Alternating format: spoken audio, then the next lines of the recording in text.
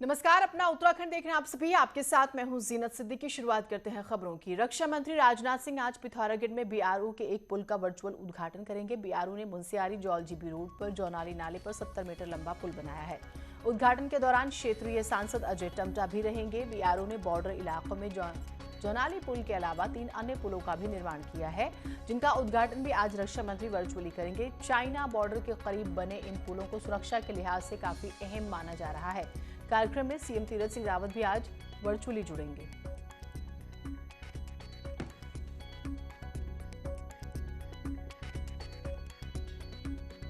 तो रक्षा मंत्री राजनाथ सिंह देखिए इसका उद्घाटन करेंगे वर्चुअली, तो आप इसके महत्व को समझ सकते हैं कितना इंपॉर्टेंट ये पुल है।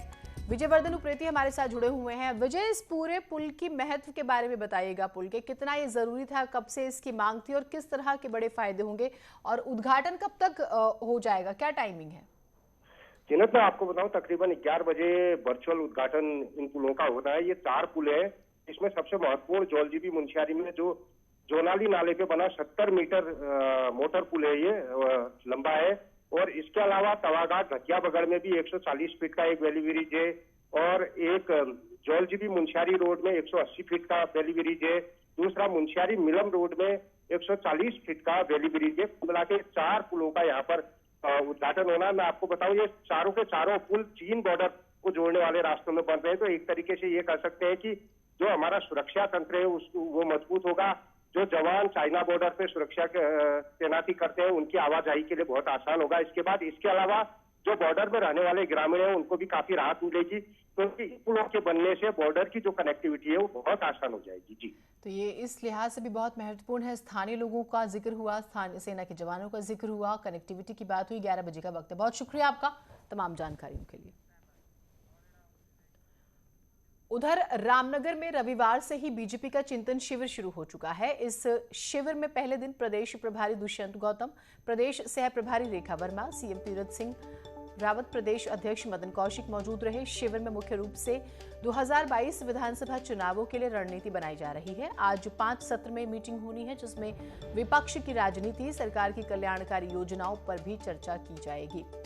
पहला सत्र जो है देखिए बेहद ही महत्वपूर्ण पहला दिन भी रहा, और आज जो ये दिन है ये भी बहुत महत्वपूर्ण। 5 सेशंस में इस पूरी मीटिंग को कंडक्ट किया गया है। स्पेशली आज की बात करें तो राजनीतिक परिस्थितियों पर बात होगी, इसके अलावा राजनीतिक गतिविधियों पर बात होगी, ताकत और कमजोरी पर बात होगी। वो इसलिए जरूरी है क्योंकि आपको चुनाव में जाना है थोड़े वक्त बाद। 2022 के रोड मैप पर चर्चा होगी और नेताओं के सुझाव जो आएंगे, क्योंकि कम्युनिकेशन गैप, नाराजगी, मतभेद, मनभेद की बातें आती हैं, और अभी जो तब्दीली हुई है मुख्यमंत्री को लेकर तो वो एक बहुत बड़ा एक अपने आप में विषय है। सरकार की जो जन कल्याणकारी योजनाएं हैं उसको कैसे आगे लेके जाया जाएगा जनता के बीच में, क्योंकि आपको चुनाव में जाना है। इन सारे पहलुओं पर बात होगी।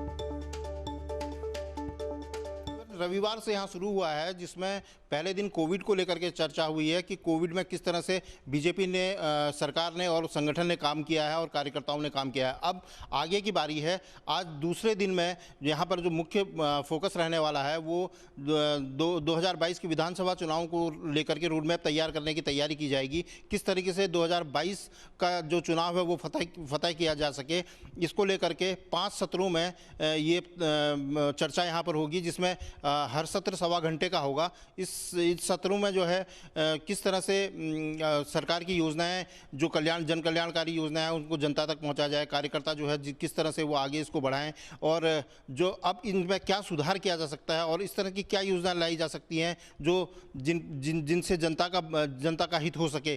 तो इस तरह की चर्चाएं यहाँ पर होंगी, और इसके साथ साथ विपक्ष को घेरने की भी तैयारी होगी, क्योंकि विपक्ष हमलावर, चूंकि अब चुनाव आ रहे हैं तो विपक्ष हमलावर होता जा रहा है, तो जिसको लेकर के कई बार लगता है कि सरकार को भी कुछ परेशानियां हो रही हैं, तो उस पर भी मंथन यहाँ पर किया जाएगा। यहाँ पर करीब 40 लोग मौजूद रहेंगे, और जिसमें राष्ट्रीय नेतृत्व से लेकर के प्रदेश के आला जो नेता हैं वो यहाँ पर होंगे। गोविंद पाटनी, न्यूज़ 18, रामनगर। और गोविंद पाटनी हमारे साथ हमारे से जुड़े हुए हैं। गोविंद, मीटिंग शुरू हो गई है क्या? 5 सेशंस में है आज की मीटिंग, और स्पेसिफिक कौन से इश्यूज रहने वाले हैं आज इन 5 सेशंस में? चलिए, संपर्क टूट गया है किसी वजह से, हम बात करने की कोशिश करेंगे।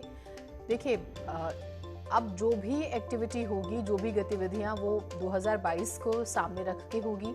सबसे ज़रूरी आपसी नाराज़गी, अंतर कलह जो है, मतभेद मनभेद, चेहरे में जो बदलाव हुआ उस हिसाब से चैलेंज भी बढ़े हुए माने जा रहे हैं। कुछ ऐसे विषय रहे जिसको लेकर नाराज़गी रही तो वो दूर हो जाएं और फिर एक साथ आगे बढ़ा जाए। तो ये बहुत महत्वपूर्ण है। सरकार की योजनाएं और कोरोना ने बहुत से ऐसे काम हैं जिसे रोक दिया, तो क्या सरकार उन्हें तेज़ी से आगे बढ़ाएगी? ये कुछ इश्यूज़ हैं जिस पर ख़ास तौर से मीटिंग है ये पूरी।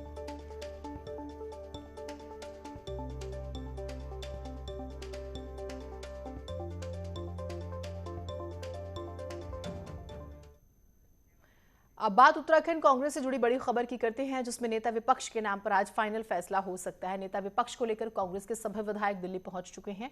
सूत्रों से खबर आ रही है कि दोपहर बाद आज विधायक दल की बैठक हो सकती है, जिसमें नए नाम पर प्रस्ताव पास किया जा सकता है। नेता विपक्ष की रेस में विधायक करण माहरा, गोविंद सिंह कुंजवाल के नाम पर चर्चा संभव है। इंदिरा हृदयेश के निधन के बाद से नेता विपक्ष का पद खाली है। सूत्रों का कहना है कि हरीश रावत को चुनाव संचालन समिति की कमान मिल सकती है। किसी ब्राह्मण नेता को राष्ट्रीय सचिव बनाने पर भी विचार हो सकता है। राजीव तिवारी हमारे साथ हमारे सहयोगी दिल्ली से जुड़े हुए हैं। राजीव, कब तक जो है नाम पर फैसला हो जाएगा और वो कौन से बड़े नाम है जिसके दिल्ली में ज्यादा चर्चा है? जी बिल्कुल, अगर देखा जाए तो उत्तराखंड कांग्रेस अध्यक्ष प्रीतम सिंह कल से ही दिल्ली में डेरा जमाए हुए हैं। और अभी उनसे मेरी बात हुई है तो उन्होंने साफ कहा है कि हम लोग लगातार नामों पे चर्चा कर रहे हैं, क्योंकि संख्या बल बहुत कम है, 10 विधायक मेरे पास हैं, तो इसी 10 में से एक आदमी को जिम्मेदारी दी जाएगी नेता प्रतिपक्ष की, जो आने वाले चुनाव में जिससे हम लोगों को फायदा मिल सके। तो इस तरह का मंथन एक तरह से चल रहा है। उन्होंने उम्मीद जताया कि बहुत ही जल्द नेता प्रतिपक्ष का नाम हम लोग घोषित करेंगे। और आज जो एक बैठक होने वाली है जिसकी खबर आ रही है, तो उन्होंने कहा कि आधिकारिक तौर पे कोई हम लोग की बैठक नहीं है, बस आपसी बैठक है, और बैठक के बाद उम्मीद जताते हैं कि जल्द ही जो है नेता प्रतिपक्ष के नाम को हम लोग घोषित करेंगे। ठीक, बहुत शुक्रिया आपका तमाम जानकारियों के लिए। इसी बीच एक बड़ी खबर हरिद्वार से आ रही है। कोविड टेस्ट फर्जीवाड़े की जांच में आज अहम दिन है। लालचंदानी लैब के प्रतिनिधि आज जांच समिति और एसआईटी के सामने पेश होंगे। तीनों आरोपी कंपनियों को साथ बैठाकर पूछताछ हो सकती है। अभी तक जांच के दौरान बयानों में विरोधाभास सामने आया। सभी ने खुद को निर्दोष बताया है। अब तीनों को साथ में बैठा के ऐसी संभावना है कि सवाल जवाब हो सकते हैं। तो देखिए, ये जो तीनों कंपनियां हैं, किस तरह से इन्होंने फर्जी आधार कार्डों के जरिए नेगेटिव रिपोर्ट्स दिखा दी और मामले कितनी तेजी से बढ़े, और बाद में जो है ये खुलासा होता है और ये माना गया कि सिर्फ पैसे ज्यादा बनाने के लिए इन्होंने ऐसा किया। अब सवाल जवाब हो रहे हैं, जांच बैठ गई है। आज माना जा रहा है कि तीनों ही जो लैब्स हैं इनको आमने सामने बिठाकर पूछताछ होगी, क्योंकि कॉन्ट्रडिक्टेड स्टेटमेंट्स है, बहुत विरोधाभासी स्टेटमेंट्स इनके आ रहे हैं। तो वो दूध का दूध और पानी का पानी किया जाएगा। वैक्सीनेशन को लेकर अजब गजब मामले सामने आ रहे हैं। कहीं बिना वैक्सीनेशन लगे ही सर्टिफिकेट जारी हो रहा है, तो कहीं वैक्सीन लगवाने के बाद भी सर्टिफिकेट नहीं मिल रहा। देखिए जरा।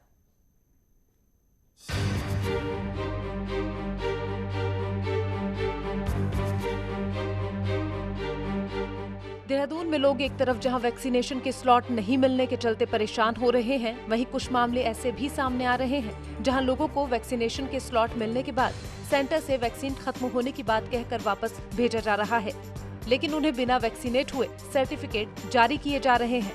दूसरी तरफ कुछ मामले ऐसे भी हैं जहां लोगों को वैक्सीन की 2 डोज लगी पर सर्टिफिकेट नहीं मिल रहा। आज मैंने अपने फादर के वैक्सीनेशन के 2nd डोज के लिए स्लॉट बुक किया था, जो कि क्लेमेंट टाउन के कैंट हॉस्पिटल में था। वहाँ जाके हमें बताया गया कि यहाँ पे कोई वैक्सीन आई ही नहीं है, फिर भी बुकिंग ली गई। और घर आके मेरे फादर के पास ये मैसेज आया कि आपको 2nd डोज लग चुका है और कोविन ऐप पे उसका सर्टिफिकेट भी अवेलेबल है। वहीं डॉक्टर्स और सेंटर पर मौजूद नोडल अधिकारी भी मानते हैं कि ऐसे मामले ह्यूमन एरर या फिर सॉफ्टवेयर के चलते आ रहे हैं, जिन्हें दूर करने की कोशिश की जा रही है। लेकिन डीएम देहरादून बताते हैं कि कुछ मामलों में लोग वैक्सीन लगवाने से भी मना कर रहे हैं। थोड़ा सा हम लोग ह्यूमन ही है मैम, थोड़ा सा एरर, बट ये कि मोस्ट ऑफ द चांसेस हैं कि ऐसा नहीं हो रहा है, बट हो भी रहा है तो मैम 1 to 2% अगर हो रहा है तो उसमें भी हम फिर बाय डिफ़ॉल्ट अगर हो रहा है उससे भी हम ट्राई कर रहे हैं कि सॉल्व हो जाए। अगर वो नेक्स्ट डे आ रहे हैं कि हमें वैक्सीन मैसेज आ गया है और वैक्सीन नहीं लगी, फिर हम नेक्स्ट डे कर रहे हैं, ट्राई कर रहे हैं, वैक्सीन लगा रहे हैं। ऐसे 1-2 मैटर्स जो है हमारे पास भी आए थे और जिसमें कि बाद में इंक्वायरी करने पर हुआ कि उन्होंने सारी चीज़ें अपना रजिस्ट्रेशन वगैरह सारा प्रोसेस किया और बाद में उन्हें कोई भी उनके मन में बात आई तो उन्होंने नहीं वैक्सीन लगवाई। ऐसे कुछ प्रकरण हैं। वैक्सीनेशन को लेकर हो रही गड़बड़ियों से परेशान आम जनता है। जरूरत है तो जल्द इसे सुधारने की, जिससे वैक्सीनेशन रफ्तार पकड़ सके। न्यूज़ 18 के लिए देहरादून से भारती सकलानी की रिपोर्ट। कोरोना की दूसरी लहर थमने से पहले देश में डेल्टा प्लस वेरिएंट ने डराना शुरू कर दिया है। नैनीताल में पर्यटकों की आवाजाही ने यहां चिंता बढ़ा दी है। हालांकि जिला प्रशासन कोरोना की तीसरी लहर को लेकर तैयारी पूरी है का दावा जरूर कर रहा है, लेकिन लापरवाही भी अब आ रही है सामने।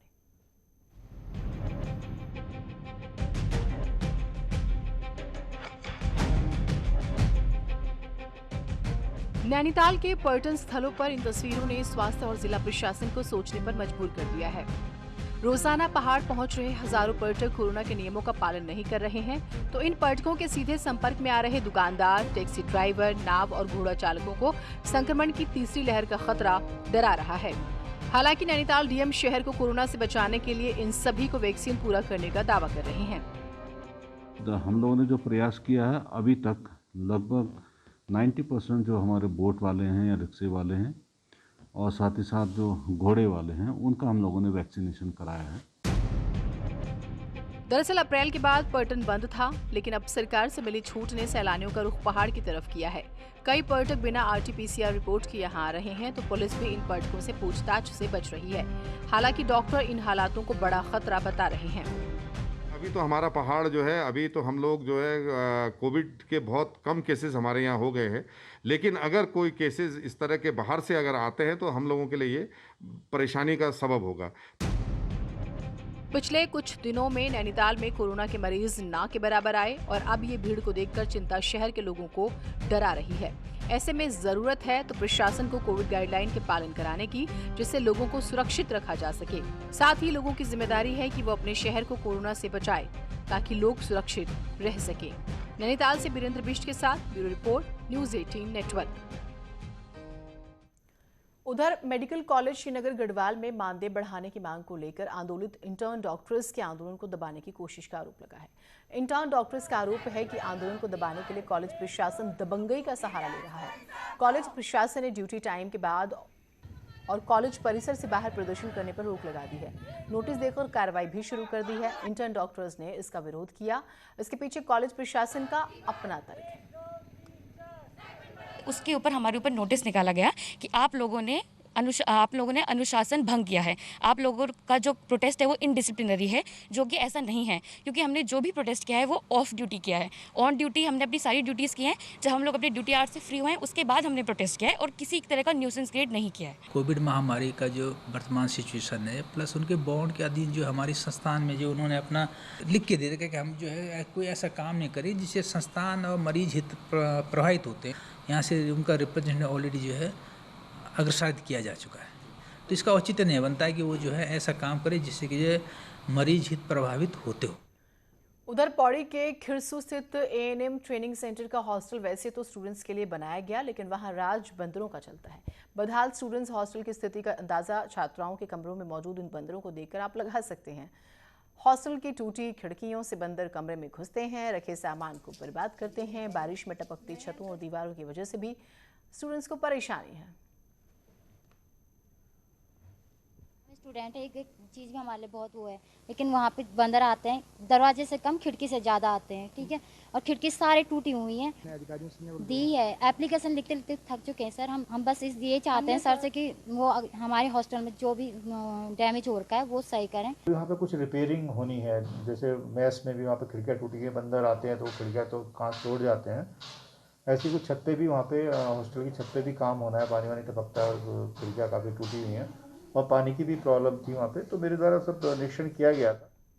ट्रेक के बाद स्वागत है आप सभी का। देहरादून से खबर आ रही है, राज्यसभा सांसद नरेश बंसल को एक और दायित्व दिया गया है। कौशल विकास परामर्श समिति में सदस्य नामित किया गया है। श्रम मामलों की स्थायी संसदीय समिति के सदस्य भी हैं बंसल।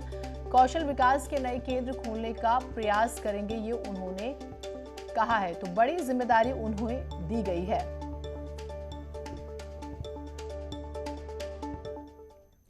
रुड़की से खबर है, पति ने चाकू गोदकर पत्नी की हत्या कर दी है और आरोपी पति ने खुद जहरीला पदार्थ खा लिया। शुरुआत में ये बातें सामने आई है कि शायद अवैध संबंधों की वजह से इस घटना को अंजाम दिया गया और अवैध संबंधों की वजह से ही परिवार में बहुत ज्यादा लड़ाई रहती थी। ये शुरुआत में जानकारी आई है। आपसी कहासुनी बहुत ज्यादा बढ़ गई थी, जिसके बाद पति ने अपनी पत्नी की पहले हत्या की और फिर खुद भी जहरीला पदार्थ खा लिया।